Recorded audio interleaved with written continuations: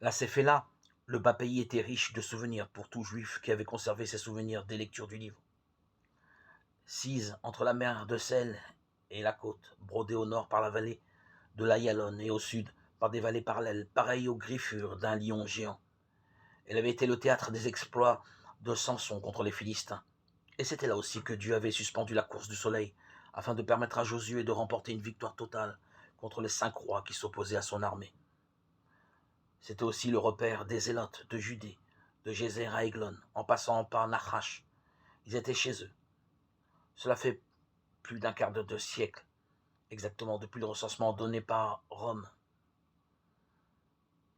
en la 20e année du règne de Tibère, qu'ils organisaient la résistance juive contre Rome.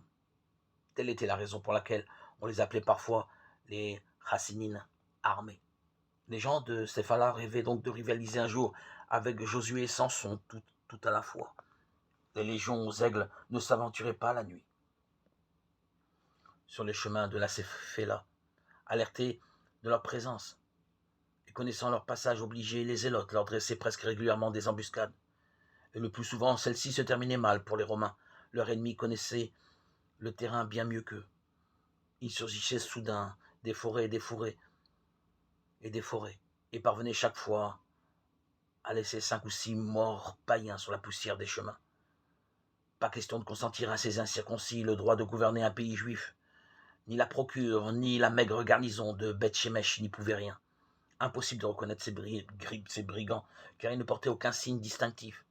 Agriculteurs, pasteurs, artisans ou négociants pendant la journée, il était impossible de les distinguer du reste de la population.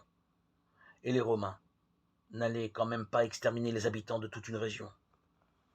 À l'instar des Racinides, retranchés au bord de la mer de Sel, les Zélotes de Judée ne nourrissaient guère de respect à l'égard du clergé du temple. Ils l'exécraient franchement. À Jérusalem, les fonctionnaires chargés de recueillir le tribut du temple ne portaient guère non plus ces faits-là dans leur cœur. C'était la région qui envoyait le tribut le plus maigre de Judée, voire d'Israël, Galilée comprise. Les rabbins des petites villes plaidaient la pauvreté, mais l'on savait bien que, même si la plupart d'entre eux restaient fidèles à l'autorité de Jérusalem, c'était sans élan. Et surtout, la présence de zélotes dans les rangs de leur roi n'attisait pas leur déférence à l'égard du clergé central, pour dire le moins. Tout le monde pouvait le vérifier chaque année à l'occasion du pèlerinage. Les Sadducéens, composant l'aristocratie cléricale de Jérusalem, considéraient les bouseux de la Séphéla comme des humains de seconde classe. Et ces derniers s'étouffaient d'indignation à voir la forteresse des Romains, la tour Antonia, dominer le parvis du temple, et les légionnaires croisaient dans la ville sainte, comme s'ils étaient chez eux. Quand on pensait que dans la ville fondée par David s'élevaient des bâtiments païens, tels qu'un gymnase et des bains publics où les hommes offensaient la pudeur en s'exhibant nus.